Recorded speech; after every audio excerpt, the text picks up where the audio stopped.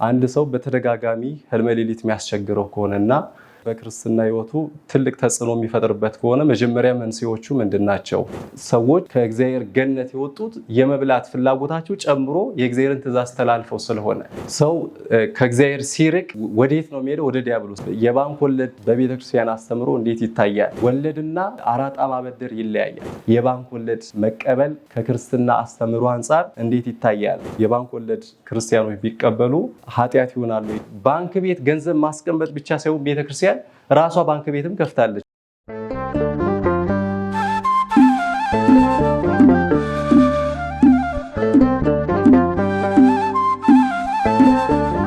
በስመ አብ ወወልድ ወመንፈስ ቅዱስ አሐዱ አምላክ አሜን። ውድ የእግዚአብሔር ቤተሰቦች ኦርቶዶክሳውያን እንደምን ቆያችሁ? እግዚአብሔር አምላካችን ይህችን ቀን ጠብቆ ለዚህ ስላደረሰን ስሙ የተመሰገነ ይሁን። ዛሬ በሚኖረን ቆይታ ሁለት ርዕሰ ጉዳዮች ላይ እንነጋገራለን። እንደ ቤተክርስቲያን አስተምሮ መልስ እንሰጣለን። ዛሬ በሚኖረን ቆይታ የምንነጋገርባቸው ርዕሰ ጉዳዮች አንደኛ ከቤተክርስቲያን አስተምሮ አንጻር አንድ ሰው ህልመ ሌሊት ሲያስቸግረው ምንድነው መፍትሄዎቹና የህልመ ሌሊት መንስኤዎቹ ምንድናቸው የሚለው ነው። ሁለተኛው ደግሞ የባንክ ወለድ መቀበል በአንዳንድ ክርስቲያኖች ዘንድ የሚነሳ ጥያቄ ከመሆኑ አንጻር ቤተክርስቲያን የባንክ ወለድን እንዴት ነው የምትመለከተው? የባንክ ወለድ ክርስቲያኖች ቢቀበሉ ኃጢአት ይሆናሉ የሚለውን እንመለከታለን። እግዚአብሔር መንፈስ ቅዱስ ከጅማሬያችን ጀምሮ እስከ ፍጻሜያችን ከሁላችን ጋር ይሁን።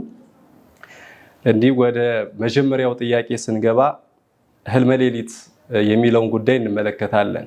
አንድ ሰው በተደጋጋሚ ህልመ ሌሊት የሚያስቸግረው ከሆነና በዚህም ህይወቱ ላይ በክርስትና ህይወቱ ትልቅ ተጽዕኖ የሚፈጥርበት ከሆነ መጀመሪያ መንስኤዎቹ ምንድናቸው? ከዛስ በኋላ ያ ሰው እንደ ቤተክርስቲያን አስተምሮ ምን አይነት መፍትሄ መውሰድ አለበት የሚለውን እንመለከታለን።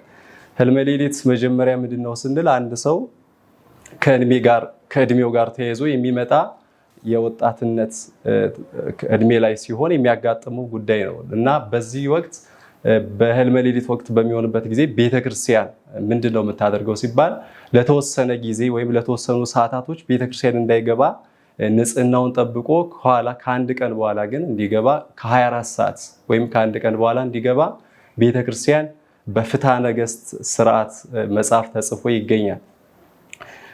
እና አንድ ሰው በተደጋጋሚ ምንም እንኳን ተፈጥሯዊ ነገር ቢሆንም በተደጋጋሚ ግን የሚያስቸግር ከሆነ እንዴት ነው በክርስትና ህይወቱ ላይ መቀጠል እንዳለበት? ምክንያቱም በተደጋጋሚ የሚያስቸግረን ከሆነ አንደኛው ወደ ቅዱስ ቁርባን አንቀርብም። ምክንያቱም በዛን ዕለት አይደለም ወደ ቅዱስ ቁርባን ቀርቶ ወደ ቤተ መቅደስ መግባት አይፈቀድም። ስለዚህ ሁልጊዜ የሚያስቸግረን ከሆነ ከዚህ ህይወት ልንረቅ ነው ማለት ነው። ስለዚህ ምን አይነት መፍትሄ መውሰድ አለብን የሚለውን ከማየታችን በፊት መንስኤዎቹ ምንድናቸው የሚለውን ማየት ይጠበቅብናል። ለምንድነው ያንን የችግሩን መፍትሄ ካየን የመፍትሄውን አንድ አካል አገኘን ማለት ነው። አንዱን ችግር ስናይ ለዛ ችግር መፍትሄ የሚሆነውን ደግሞ አብረን ለማየት ይመቸናል። በዚህ አንጻር የህልመ ሌሊት መንስኤዎቹ ወይም ምክንያቶቹ ብዙ ናቸው። ከነዛ ውስጥ ግን ጠቅለል አድርገን 1-4 መንስኤዎችን እንመለከትና ለዚህ ደግሞ አንድ ክርስቲያን ምን አይነት መፍትሄ መውሰድ አለበት የሚለውን በአጭሩ እንመለከታለን ማለት ነው።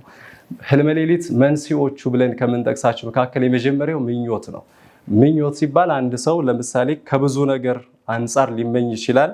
ከሚያነበው መጻሕፍት፣ ከሚመለከታቸው ምስሎች እና ቪዲዮዎች እና ከሚውልባቸው አካባቢዎች እንደገና ከሚያወራቸው ወሬዎች ከነዚህ አንጻር አንድ ሰው በህልመ ሌሊት ሊፈተን ይችላል። ህልመ ሌሊት ማለት ባጭሩ አንድ ሰው በዛ ህይወት ውስጥ ሆኖ እያደረገ ይመስለዋል። ነገር ግን ከአካሉ ውስጥ የሚያፈሰውን ያንን ነገር ከቤተክርስቲያን አንጻር እንዲታይ የሚያደርግ ስለሆነ ሌሊት እንነጋገራለን። ስለዚህ እነዚህን ነገሮች አንድ ሰው የሚውልባቸው የሚያያቸው ምስሎች፣ የሚመለከታቸው ነገሮች፣ የሚያወራቸው ወሬዎች ለዚህ ነገር ይጋብዙታል ተብሎ ይታሰባል። ስለዚህ አንድ ሰው በዛ ህይወት ውስጥ ላለማለፍ ከነዚህ ነገር መጠንቀቅ አለብን ማለት ነው። ለምሳሌ በአሁን ላይ የምናነባቸው መጽሐፍቶች ለስሜት የሚገፋፉ ከሆኑ የምንመለከታቸው ቪዲዮዎች ሆን ብለን ልናያቸው እንችላለን። እነዛን ምስሎች እንደገና በአጋጣሚም ደግሞ ልናያቸው እንችላለን።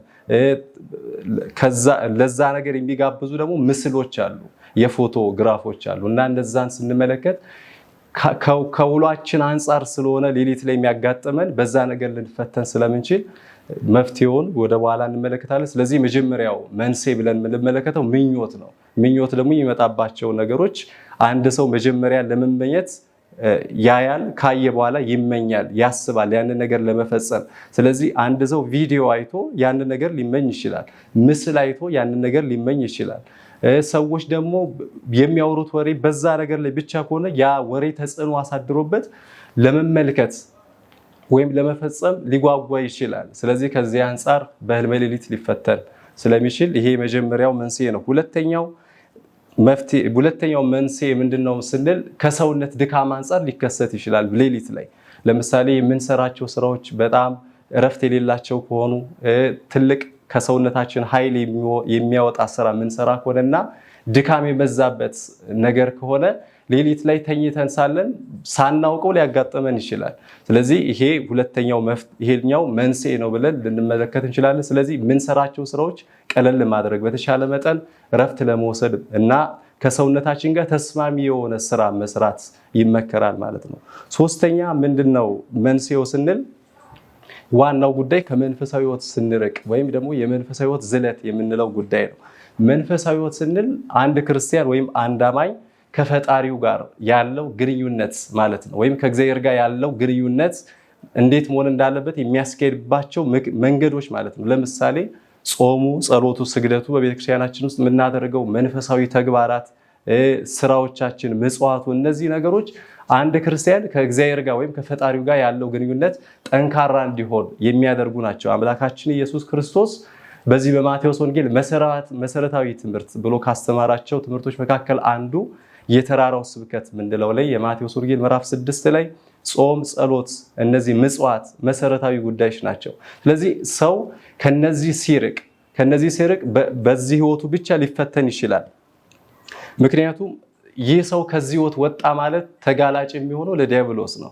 ስለዚህ አንድ ሰው በቤተክርስቲያን ውስጥ እነዚህ ነገሮች ሲያደርግ ዓላማው የሚሆነው መልአካዊ ባህሪ ይሆናል። ምክንያቱም የሰው ልጅ ተፈጥሮ በሁለት ይከፈላል። አንደኛ እንስሳዊ ባህሪ የምንለው አለ፣ ሁለተኛ መልአካዊ ባህሪ የምንለው ጉዳይ ነው። እንስሳዊ ባህሪያችን እንደ ማንኛውም እንስሳት መብላት፣ መጠጣትና መተኛት፣ እንደገና ከስራ ይልቅ እረፍት መፈለግ ላይ ያተኩራል። እንስሳዊ ባህሪ ይባላል። ይሄ መሞት፣ ወደ አፈር መቀላቀል፣ እነዚህ እንስሳዊ ባህሪ ናቸው። እነዚህ ባህሪዎቻችን የሚያይሉት ከጾም ስንድርቅ የመብላት ፍላጎታችን ይጨምራል። ከጸሎት ስንድርቅ ደግሞ ከስግደት ስንድርቅ የማረፍ ፍላጎታችን ይጨምራል። ስለዚህ ወደ መልአካዊ ባህሪ እንትተን ወደ እንስሳዊ ባህሪ እንሄዳለን። መልአካዊ ባህሪ ምንድነው ስንል ቅዱሳን መላእክት እግዚአብሔርን እያገለገሉ ነው የሚኖሩት። በእድሜያቸው ዘመን ሙሉ ከተፈጠሩበት ዕለትና ጊዜ ጀምሮ ከእግዚአብሔር ጋር ያላቸው ግንኙነት ያልተቋረጠው ቅዱሳን መላእክት ናቸው። እንደሚታወቀው የሰው ከእግዚአብሔር ጋር የነበረው ግንኙነት ኦሪት ዘፍጥረትን ስናነብ ተቋርጧል። ይህም ማለት ሰው ከተፈጠረበት ቦታ ወጥቶ ለ5500 ዘመን ሙሉ ከእግዚአብሔር ወጥቷል ማለት ነው። ይህ ማለት አሁን ከእግዚአብሔር እይታ ውጭ ሆኗል ማለት ሳይሆን በፊት የነበረው ሙሉ ጊዜ ለእግዚአብሔር መስጠት ጉዳይ ቆሟል ማለት ነው። ይህ የሆነው ምንድነው ስንል እንስሳዊ ባህሪ አይሎ። ምክንያቱም ሰዎች ከእግዚአብሔር ገነት የወጡት የመብላት ፍላጎታቸው ጨምሮ የእግዚአብሔርን ትእዛዝ ተላልፈው ስለሆነ፣ ስለዚህ መልአካዊ ባህሪ ስንል የቅዱሳን መላእክት ህይወት የምስጋና ህይወት ማለት ነው። በመንፈሳዊ ህይወታችን ጠንካራ የምንሆንበት። ስለዚህ ይሄ ህይወታችን ሲዝል ወደ እንስሳዊ ባህሪ እንቀየርና ይሄ እንፈተናለን ማለት ነው። ለምሳሌ ቅድም እንደነገርኳችሁ ሰው ከእግዚአብሔር ሲርቅ ወዴት ነው የሚሄደው? ወደ ዲያብሎስ። የዲያብሎስ ፈቃድ ደግሞ ከእግዚአብሔር ህይወት ወጥተን ከቤተክርስቲያን ርቀን እንድንሄድ ያደርጋል። ከነዛ መካከል ደግሞ አንዱ በዚህ በህልመ ሌሊት መፈተን ስለሆነ፣ ስለዚህ ክርስቲያኖች በተቻለ አቅም እነዚህን መሰረታዊ ጉዳዮች የሚባሉትን ጾም፣ ጸሎት፣ ስግደትን፣ ምጽዋትን፣ መንፈሳዊ ስራዎቻችንን አጠቃላይ ይሄ ዲያብሎስ ሊቆጣጠረን የሚፈልግባቸውና የሚጠቀምባቸው መንገዶችን ዘግተን ከእግዚአብሔር ጋር ፍጹም ህይወት ስንጀምር ከዚህ አይነት ህይወት እንላቀቃለን ማለት ነው። ይሄ ሁለተኛው መንፈሳዊ ህይወት ዝለት ለህልመ ሌሊት ምክንያት ሆኖ ይጠቀሳል። ሶስተኛው አራተኛውና የመጨረሻው ምንድነው ስንል የሰይጣን ፈተና ነው። ምክንያቱም ይሄንን ስንጠቅስ ለምሳሌ በተለይ ይሄ ነገር የሚከሰተው ህልመ ሌሊት የሚከሰተው ከእድሜ ጋር ተያይዞም ጭምር ስለሆነ ሰው እድሜው እየጨመረ ሲሄድና ወደ እርጅና ሲሄድ የሚቆም ጉዳይ ነው። የሚቆም ጉዳይ ስለሆነ በተለይ ወጣቶች ነው በዚህ ጉዳይ ላይ የሚጋበዙት እና ስለዚህ በወጣትነት ዘመን ላይ ሰዎች ወደ እግዚአብሔር መቅረብ እንፈልጋለን። ለምሳሌ ሙሉ ጊዜያችንን ከእድሜ ገደብ ወጥተን በሰንበት ትምህርት ቤት ሊሆን ይችላል፣ በክህነት አገልግሎት ሊሆን ይችላል፣ ብቻ በየትኛው መንፈሳዊ ሕይወት በቤተክርስቲያን ውስጥ መቆየት እንፈልጋለን። በዚህ ጊዜ ምንድነው የሚያደርገው ዲያብሎስ? በዚህ ሕይወት እንድንፈተን ያደርገንና ቅድም መጀመሪያ ላይ እንዳልኳችሁ ህልመ ሌሊት ያየ ሰው ወደ ቤተክርስቲያን መግባት ስለማይፈቀድለት ወጣቶች ይህንን ነገር ሲያዩ የጥፋተኝነት ስሜት እንዲሰማቸው ያደርጋል፣ የኃጢአተኝነት ስሜት እንዲሰማቸው ያደርጋል። በዚህን ጊዜ ከእግዚአብሔር ማለት ደግ ነገር ያደረጉ መስሏቸው ወይም ደግሞ ለቤተ እግዚአብሔር የተቆረቆሩና የቀኑ መስሏቸው ወይም የእግዚአብሔርን ቤት በንጽህና የጠበቁ መስሏቸው ከቤተክርስቲያን ይቀራሉ። ይሄ ግን በቤተክርስቲያን አስተምህሮ ምንድነው የሚባለው? ከእግዚአብሔር ፍቅር የዲያብሎስን ነገር መፈጸም ይባላል። ቅዱስ ጳውሎስ በመልእክቱ ላይ እግዚአብሔርን እሺ በሉት ወደ እናንተ ይቀርባል፣ ዲያብሎስን ደግሞ እንቢ በሉት ከእናንተ ይሸሻል ይላል። ስለዚህ በዚህ ጊዜ እንዲያውም ምንድነው የሚመከረው ሲባል ወደ መፍትሄው ስንገባ እንመለከታለን። የዲያብሎስን ፈቃድ ሙሉ ለሙሉ መተው ማለት ነው። ለምሳሌ አንዱን መፍትሄ ስናነሳ ዲያብሎስ በዚህ ጊዜ በሚፈትን ጊዜ ወደ እግዚአብሔር ቤት እውነት ነው አንገባም፣ ወደ ቤተ መቅደስ አንገባም፣ ወደ ቤተ ክርስቲያን ግን እንገባለን። ቤተ ክርስቲያን ውስጥ ገብተን ለዚህ ተብሎ የተዘጋጀ በተለይ በጥንቷ ቤተክርስቲያን አሰራር ላይ ለዚህ ተብሎ የሚዘጋጅ ቦታ አለ። ለምሳሌ ክርስቲያኖች ቤተ መቅደስ መግባት የማይችሉባቸው ሁኔታዎች ሲፈጠሩ የሚቆሙበት የራሳቸው ቦታ አለ። በህልመ ሌሊት ሊሆን ይችላል። በተለያዩ ህልመ ሌሊት ብቻ ያለበት ሳይሆን ቤተ መቅደስ ማይገባው ለምሳሌ ቁስል ያለበት ፈሳሽ ነገር ያለበት ነገር ቤተክርስቲያን ውስጥ አይገባም።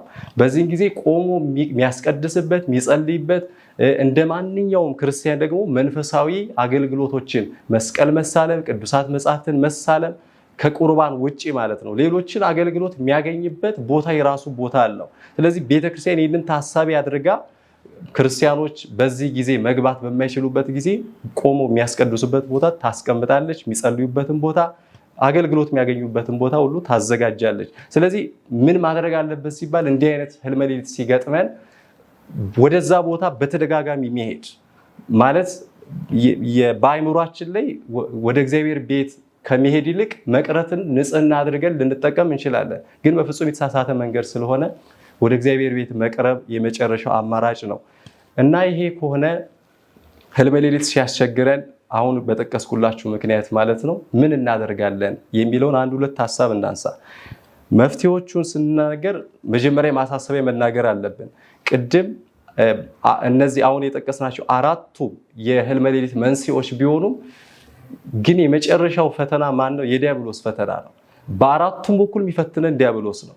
ለምንድን ነው ስንል ከመንፈሳዊ ሕይወት እንድንርቅ ማለት ነው። በየትኛውም ነገር ህልመ ሌሊት ስንይ በየትኛውም ምክንያት ህልመ ሌሊት ያጋጥመን በዲያብሎስ እየተፈተነን መሆኑን ማወቅ ይገባል። ስለዚህ ምን ማድረግ አለበት ሲባል የመጀመሪያው ከላይ ከተጠቀሱት የህልመ ሌሊት ምክንያቶች መለየት።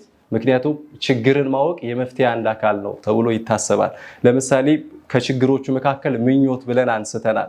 ስለዚህ በምኞት ከሆነ የህልመ ሌሊት የሚያስቸግረን እኛ እንድንመኝ ከሚያደርጉ አጓጉል ነገሮች መራቅ።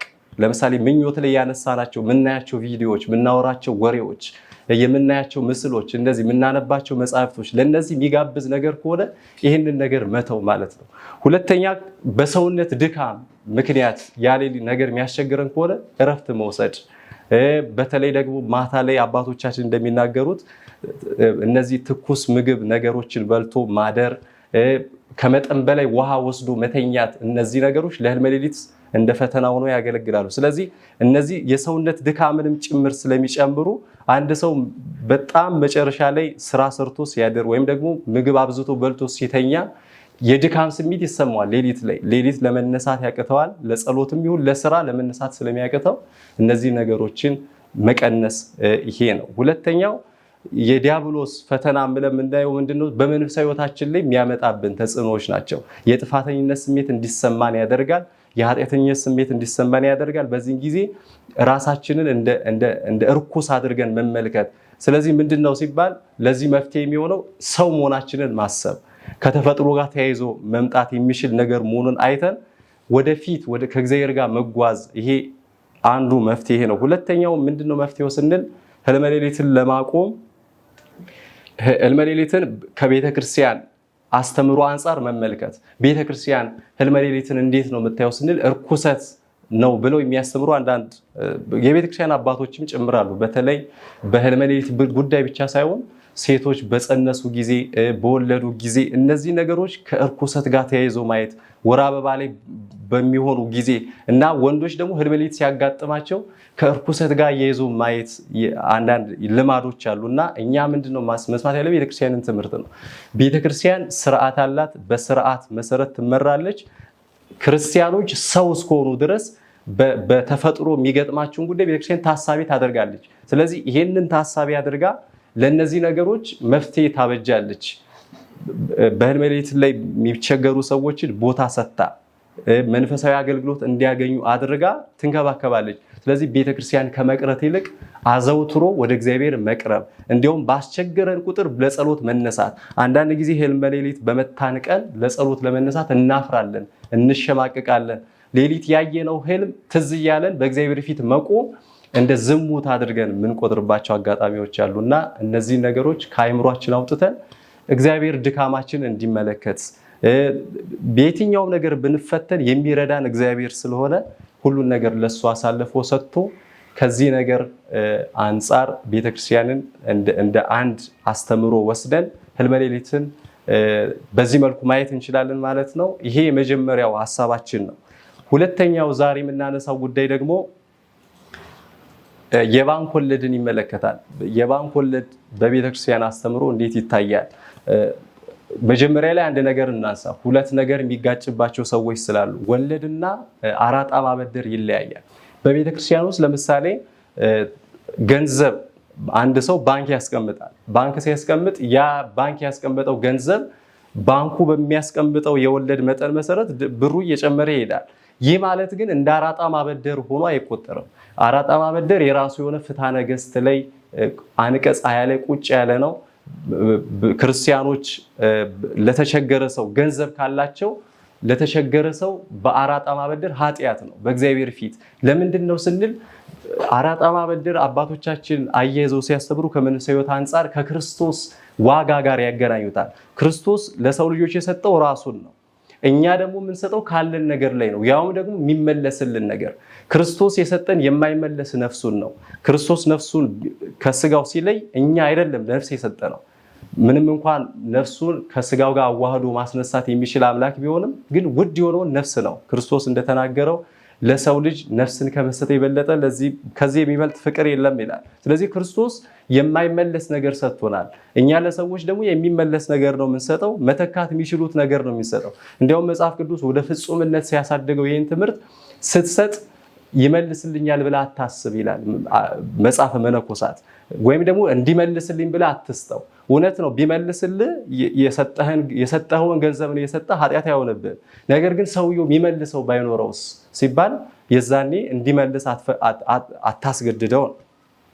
ስለዚህ ይሄንን ወደ ባንክ ወለድ ለምንድን ነው ያመጣው ስትሉኝ፣ ለምሳሌ ቤተክርስቲያን ውስጥ ያሉ አንዳንድ ሰዎች አሉ ገንዘባቸውን በባንክ ያስቀምጡና ያንን ባንክ ያስቀመጡት ገንዘብ ደግሞ ወለድ ሲያገኝ ወለዱን ለቤተክርስቲያን አገልግሎት መጠቀም ማለት እንደ ኃጢአት ወይም ደግሞ የጽድቅ ስራ መስራት ማለት በዛ ገንዘብ እግዚአብሔር ላይ እንደ አራጣ ማበደር አድርጎ የሚያስተምሩ ሰዎች አሉ። ነገር ግን አራጣ ማበደርና ወለድ ይለያያል። ወለድ የሚለው ጉዳይ ቤተክርስቲያንም እኮ ለምሳሌ ገንዘቧን ባንክ ቤት ታስቀምጣለች። ባንክ ቤት ታስቀምጥና ያ ያስቀመጠችው ገንዘብ በባንኩ ወለድ መሰረት ወለድ ታገኛለች። ያንን ገንዘብ ግን ኃጢአት ነው ብላ እንትን አትልም፣ አልወስድም አትልም። ለአገልግሎት ትጠቀማለች፣ ለብዙ ነገር ትጠቀማለች። እንዲያውም ባንክ ቤት ገንዘብ ማስቀመጥ ብቻ ሳይሆን ቤተክርስቲያን ራሷ ባንክ ቤትም ከፍታለች አሁን ላይ እንደምታውቁት። ስለዚህ ከወለድ አንጻር እንዴት ይታያል ስንል ቤተክርስቲያን ባንክ ቤት ስታቋቁም በሷ ባንክ አገልግሎት ለሚጠቀሙ ሌሎች ሰዎች ባንክ ወለድ አልሰጥም አትልም፣ ምክንያቱም ኃጢአት ስላልሆነ። አራጣ ማበደር ግን በቤተክርስቲያን ጸያፍና እንዲያውም እግዚአብሔር ቤት የማያድሩ ተብሎ የተጠቀሱ ሰዎች መካከል ቅዱስ ዳዊት እንደተናገረው መንፈስ ቅዱስን ሲጠይቀው እንዲህ ይላል፣ አቤቱ በቤት ማን ያድራል? ብሎ ዳዊት እግዚአብሔርን ይጠይቃል። እግዚአብሔር ደግሞ ሲመልስለት በእግዚአብሔር ቤት የሚያድሩ ሰዎችን ምን አይነት እንደሆኑ ይነግረውና የማያድሩ ሰዎችን ደግሞ ወይም ደግሞ በእግዚአብሔር ረድኤት ውስጥ የማይጠበቁና በረከት የማያገኙ ሰዎችን ምን አይነት ናቸው ብሎ ሲናገር ገንዘቡን በአራጣ ያላበደረ ብሎ ይነግረዋል። ምንድነው አራጣ ስንል ለምሳሌ አንድ ሰው ለአንድ ሰው ገንዘብ ሊያበድር ይችላል። ገንዘብ ሲያበድረው ግን እንዲህ ስትመልስልኝ ይሄን ያህል ትርፍ አድርገህ ትሰጠኛለህ ባልከው ቀን ደግሞ ያ ገንዘብ ባይመለስ በሰዓት ሊሆን ይችላል፣ በአንድ ቀን ሊሆን ይችላል፣ በሳምንት ሊሆን ይችላል፣ ወይ በየወሩ እየጨመረ ወለዱ እየጨመረ ይሄዳል። ስለዚህ ያ ሰውዬ ባለዕዳ ይሆናል። መጀመሪያ ከተበደረው ብድር ሌላ ገንዘብ እየጨመረበት ይሄዳል። ይሄንን ቤተክርስቲያን የምታወግዘው ነው።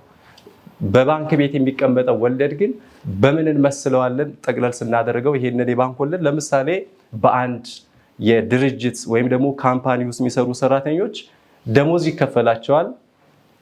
ከዛ በሆነ ወቅት ላይ እነዛ ሰራተኞች አመርቂ የሆነ ስራ ሲሰሩ ያ ድርጅት ወይም ደግሞ የሚሰሩበት መስሪያ ቤት ቦነስ ሊሰጣቸው ይችላል፣ ወይም ደግሞ እንደ በዓል አበል አድርጎ ሊሰጣቸው ይችላል። ስለዚህ እንደኛ አስተሳሰብ ወለድ ብለን የምንቆጥረው ካስቀመጥነው ገንዘብ በላይ የሆነ ነገር ከሆነ እነዚህ ሰዎች ደሞዛቸው ይታወቃል። ከዛ ደሞዝ በላይ ነው አሁን ደግሞ የሚሰጣቸው፣ ምክንያቱም ድርጅቱ ነው ያንን በሰሩት ስራ ሊሸልማቸው። ስለዚህ ትርፍ ገንዘብ ስለተቀበሉ ወለድ ስለሆነ እንደ ኃጢአት ነው ወይ? አይደለም። ቤተክርስቲያንም እኮ ለአገልጋዮቿ ትሰጣለች። ለምሳሌ ለሚያገለግሉ አገልጋዮች በቤተክርስቲያን ውስጥ በዓል ሲመጣ ከኑሯቸው ጋር የሚመጥን ነገር ትሰጣለች።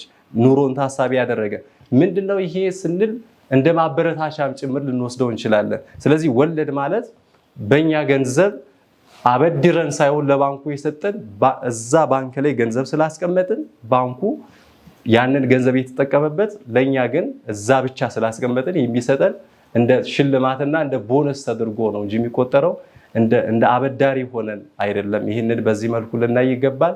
እንግዲህ ክርስቲያኖች ዛሬ የነበረን ቆይታ ሁለት ነገሮች ነው። አንደኛ ህልመ ሌሊት ከቤተክርስቲያን አስተምሮ አንጻር ምክንያቶቹን ህልመ ሌሊት የሚገጥምበት ምክንያቶችን፣ መንስኤዎችን ተመልክተናል።